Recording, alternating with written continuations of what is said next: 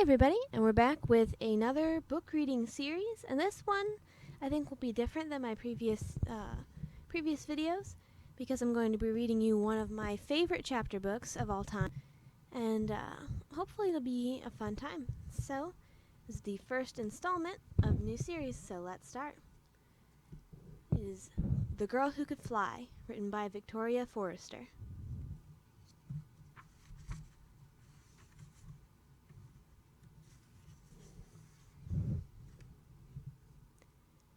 To be nobody but yourself in a world which is doing its best, night and day, to make you everybody else, means to fight the hardest battle which any human being can fight, and never stop fighting. E. Cummings. Chapter 1.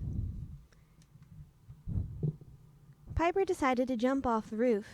It wasn't a rash decision on her part. This was her plan. Climb on top of the roof, pick up speed by running from one end all the way to the other, jump off. Finally, and most importantly, don't fall. She didn't make plans in the event that she did fall, because if you jump off the roof of your house and land on your head, you really don't need any plans from that point on. Even Piper knew that. So that's what she did. She jumped clean off of her roof. But before we get to what happens next, you'll probably need to know a thing or two about a thing or two. Piper lived with her ma and pa on a farm. It wasn't much of a farm, to be sure, just an old clapboard house and a bank barn that leaned dangerously to the left. For longer than anyone could remember, the McLeods had lived in Lowland County on those same 20 rocky acres of land. Piper's grandpa and great-grandpa and great-great-grandpa, and so on, all breathed there first, last, and everything in between, right in the same house where Piper was born. And because of that, the McLeods never planned to live anywhere else. Betty McLeod felt that folks ought to stay in one place and not move around too much, so that the Almighty knew where to find them if he needed to. If the good Lord wanted things to keep changing all the time, then the sun wouldn't rise up the same way every blessed morning. Betty was a plain, no-nonsense, solidly round woman who believed in only two things, the good book and something that she called Providence. As in, I told Millie May not to fool with that newfangled gardening hoe. Can't say I'm surprised them black beetles is eating her clear through her tomatoes now. It's Providence, I tell you, Providence. Unlike Millie May, Betty McLeod never tempted Providence. Joe McLeod, a lanky man with sun-weathered skin the color of browned autumn leaves, never said a word about Providence, but then he never said much about anything. If pressed with a question, he'd likely ponder it for a long stretch before finding the words to answer it in his measured way. Well, that's just the way things is. And the way things was plenty good enough for Joe McLeod. So it was in this manner that Betty and Joe quietly went about the business of tending to their land, as the seasons and years passed them by, one no different from the next. And never was it heard to be said in Lowland County that a McLeod didn't do things as they were supposed to be done. That is, until someone said precisely that. No, I ain't. It's not the way of things, Betty McLeod argued with Doc Bell when he announced that she was pregnant. After all, Betty had celebrated no less than 25 barren years of marriage, and was no longer considered a young woman. 4 months later, Betty McLeod birthed a baby girl. That baby girl was named Piper. Piper McLeod. News of Piper's birth traveled with great speed through the remote fields of Lowland County, where cows outnumbered people by a ratio of 93 to 1. It's not the way of things, Millie May hotly declared to the ladies' Tuesday afternoon sewing circle, each one of whom immediately pressed their ears more closely inward. Fancy a woman Betty McLeod's age prancing around with a newborn baby. A first-time mother at that. It ain't right. Many of the ladies nodded in agreement. Dire predictions soon followed that the child was sure to grow up queer in such circumstances, and without a sibling to boot.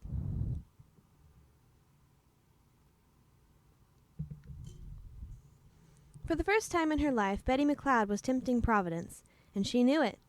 She certainly didn't need the whispers of local gossip to inform her of the fact. In an attempt to restore balance and appease Providence, Betty and Joe set about the business of strictly rearing Piper in the prescribed way that the McLeods were raised. Which is to say, without a lot of fuss and nonsense, and a solid portion of hard farm work thrown in for good measure. They were simple and honest farmers, and they didn't hold with any fancy child-rearing notions that some city folks got into their heads. Much to their relief, Piper was what every other baby was, at first. It was only when Piper reached the age when most babies were learning to crawl that her development took an entirely different turn. It was a Thursday afternoon, like any other that Betty set about changing Piper's diaper on the kitchen table, no differently than she had done 100 times before. When Betty turned away for just one moment, Piper rolled, quick as a flash, off the edge of the table. Now any other baby would have immediately fallen to the floor and screamed itself silly. Not Piper. To Betty's astonishment, Piper simply floated in the air next to the table.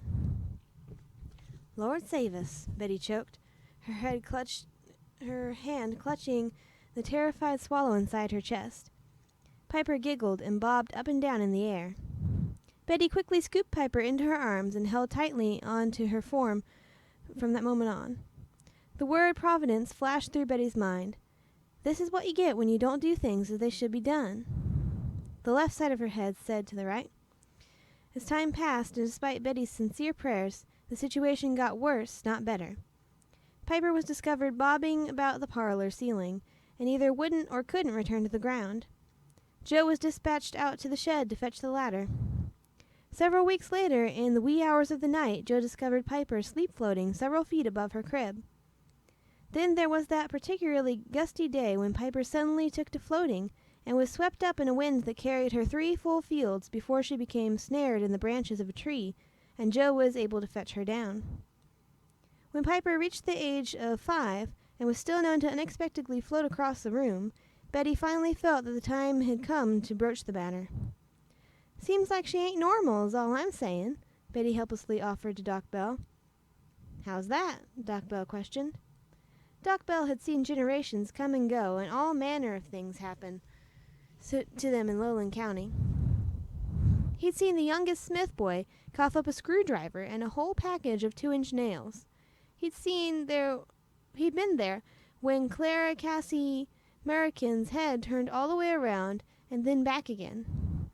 Doc Bell had even seen a grown man talk backwards after he was bumped on the head by a hay baler.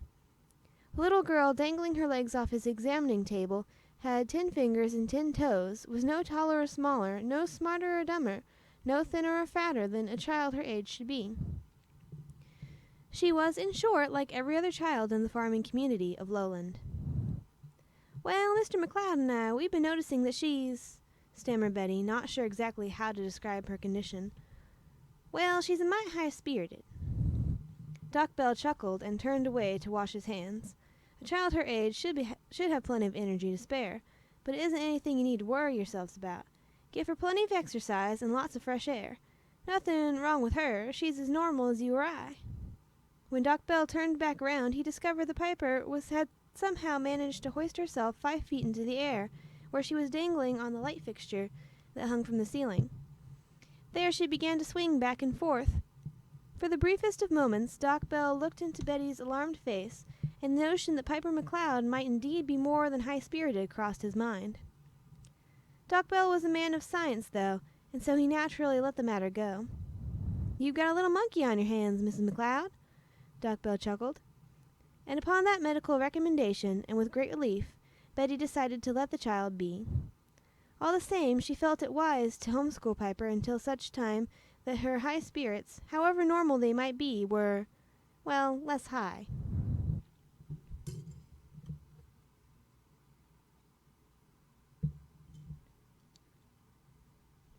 By her 9th birthday, Piper had long nut-brown hair that was fixed into 2 braids, bright blue eyes, which she liked, more freckles than the sky had stars, which she hated, and her most constant companion was loneliness, as well as some other feelings she couldn't quite place a name to. "Ever think something's not right, but you can't get at it, Pa?"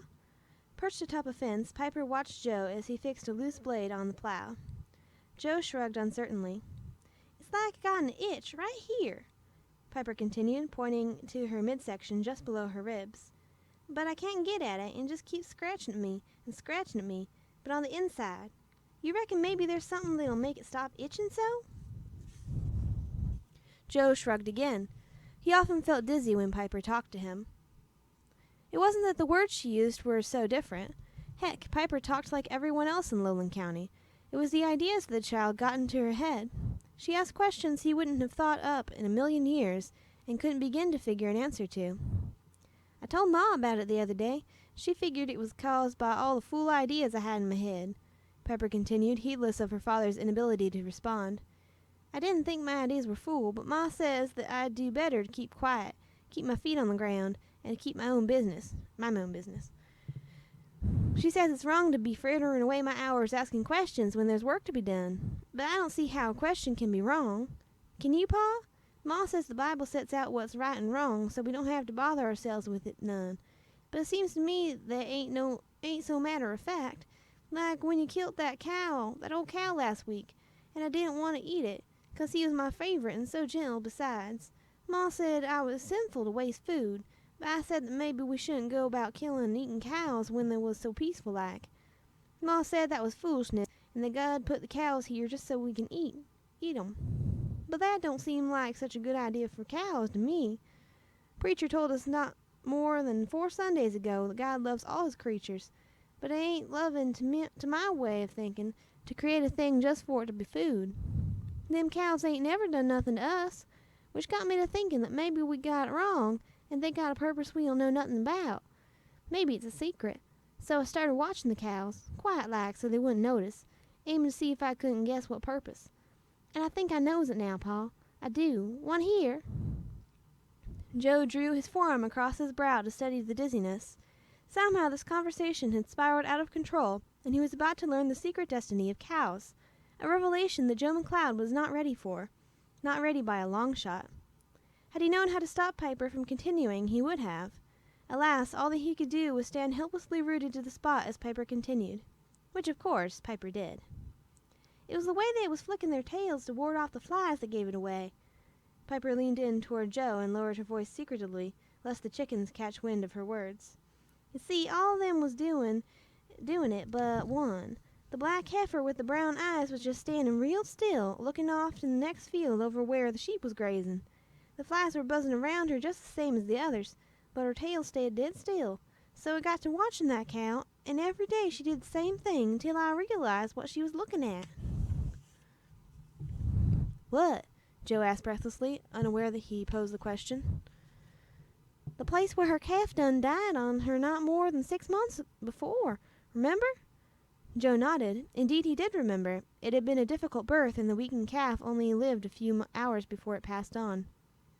She's mourning him something terrible, and it seems to me that if a cow can feel for its young'un, then it's probably got feelings about all sorts of things, feelings we don't know nothing about. And then I got to thinking that if each of them cows got feelings, then they can have a purpose no different from us folks, which got me thinking about a purpose. And I realized that a person should get a handle on their purpose in this life if they aim to do something about it. You know what I mean, Pa? Piper looked into her father's face and found only lines of confusion. Piper McLeod! Betty squawked as she emerged from the hen house to find Joe once again standing like a fool listening to the child. Joe sheepishly got back to working on the plow while Piper scrambled from the fence. But I was just telling Pa how I couldn't care less about your fool ideas and stories. Now there's work to be done, and I expect you to do it. Now get. Several days later, in the heat of the afternoon, Piper escaped to the biggest oak tree on the farm and climbed halfway up it to enjoy the breeze that rustled through the leaves there. The itch inside her was acting up and wouldn't give her any peace, and so she rolled over on the branch and held her stomach. From her position, she could spy a robin landing on her nearby nest, where she began feeding a fat worm to her babies. Watching the robin, Piper let her mind wander. Maybe other kids my age have the same itch, Piper considered. Maybe if I could talk to 'em, they'd tell me how to get at it. Fat chance that was ever going to happen, what with her stuck out on the farm and all. I never get to go nowhere to do nothing, Piper thought to herself. Only 2 places I ever been is church and Doc Bell's. Why can't I go to school like them other kids? Piper had asked her mother 1,000 times. Each morning Piper watched them from the hayloft walking to school. She had given her front teeth to go with them. do your homework just as well here, that's why." Betty, as always, was plain and to the point. And Piper was roused from her thoughts by an unexpected drama that was unfolding on the branch before her very eyes. The mother robin was nudging one of her babies toward the edge of the nest. The little fellow was hardly bigger than Piper's thumb, and had a smattering of feathers poking out of him. Using her beak, the robin gave her baby a good shove that pushed him clear out of the nest, over the branch, and into the air. To Piper's horror, the baby robin dropped like a stone in a flurry of wing flapping. But then, just as he was about to hit the ground, he managed to pump his wings so hard that he stopped falling and started slowly, very slowly, rising. Right then and there, that little bird learned to fly, and Piper saw the whole thing. "Holy moly!" Piper breathed and shook her head in wonder. It was the darndest thing she'd ever seen. Then the mother robin did it again, and her second baby was born into flight. By the time the third baby was being ready for takeoff, Piper was struck by a lightning of an idea. Piper sat bolt upright on the branch, almost falling off of it completely. Grabbing hold with both hands, she steadied her body while her mind raced like a jackrabbit. From the moment she was born, Piper had floated. It came naturally to her, like breathing. Because she had always done it, she didn't think it was such a big deal. One minute she'd be sitting on the rug in front of the fire, and the next she'd be bobbing up to the ceiling. It happened all the time, and it was fun. The problem with floating was you never knew where it would take you, which wasn't all bad. But sometimes a person likes to have a bit more direction in their life than to be at the whim of any strong breeze. There's a big difference between floating and flying. Clouds float, balloons float, but birds fly. "Maybe Ma and Pa just forgot to push me like them baby birds," Piper considered, knowing full well that she was going to have to take matters into her own hands.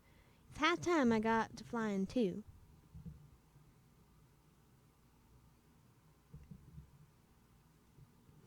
Not wanting to waste any time, Piper quickly shimmied down the tree trunk and immediately set about formulating a plan. The very next morning, Piper woke up before the rooster crowed. The sky was just beginning to glow in the east, and she eased her way out of bed. Pushing open her window, she was able to slide across the ledge until her feet hit the shingles. From there, it was hard work to crawl up to the ridgepole.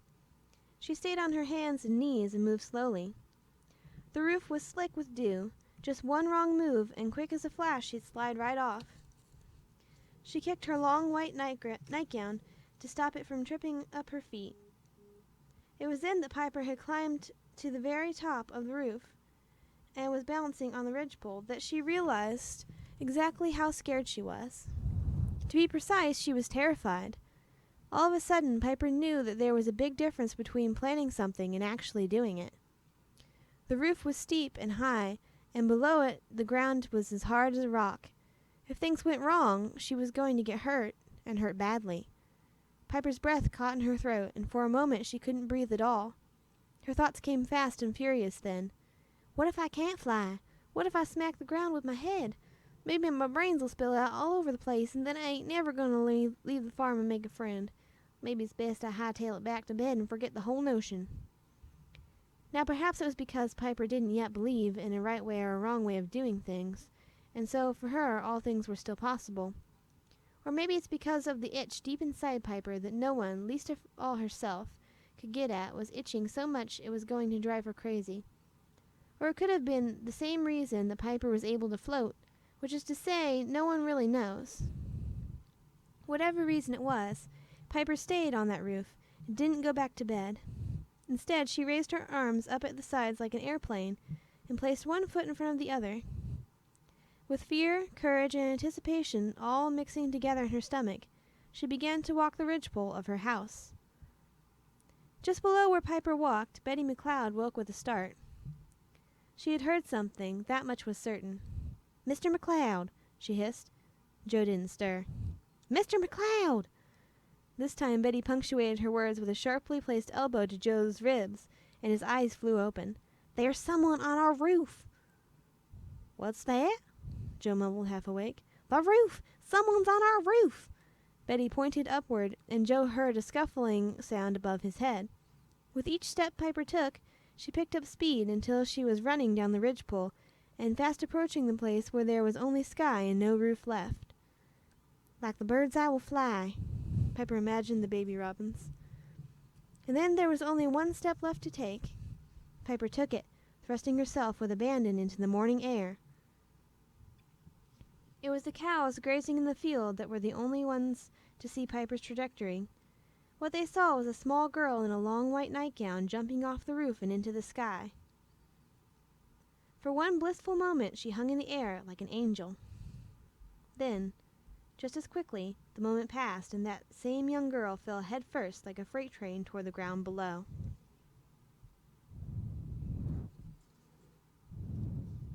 The cows had never seen a human do such a thing before, and they watched in mooless astonishment.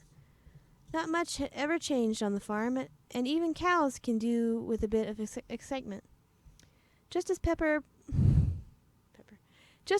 approached the first bedroom window, it flew open, and Joe, his 12-gauge shotgun in hand, poked his head out. Joe was completely prepared to deal with a mischievous raccoon or that sassy brown squirrel trying to nest in the roof again. He was even ready to tangle with one of the pesky Carlton boys out rabble-rousing. A young girl hurtling through the air in an attempt to fly, however, was completely outside Joe McLeod's repertoire of possible eventualities.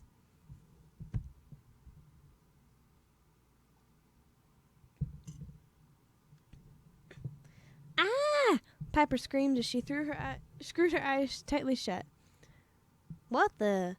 Joe's eyes bulged at the sight of Piper plummeting at him. He threw himself backwards to avoid a head-on collision and ended up tripping on Betty, who was lurking fearfully behind him.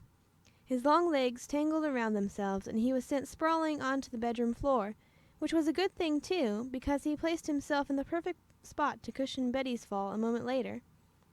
So positioned, they did not see Piper falling past their window.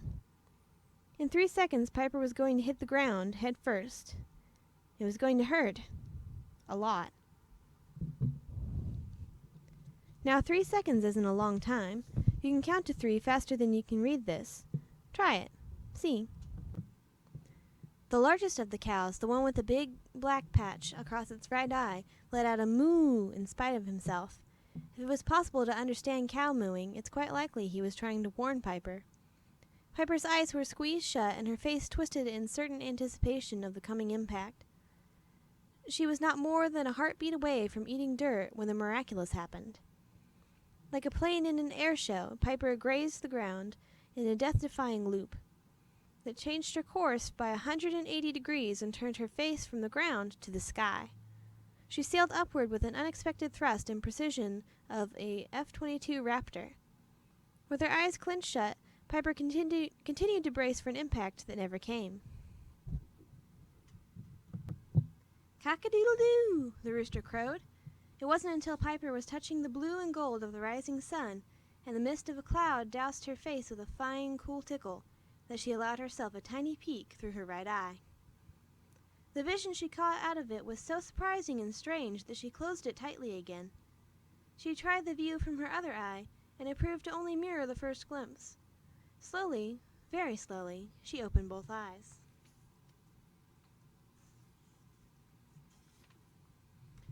Oh, but what a world she saw! The green fields rolled out in every direction, and glistening streams cut through some of them. The clouds disappeared into mist the closer she flew toward them, and the breeze lifted her higher. Piper dipped and dived, twirled and whirled in a sky that was every color from white to blue to orange to pink. "Whee!" Piper gleefully screamed. "I can fly!" she called out to the morning sun. "I can fly!"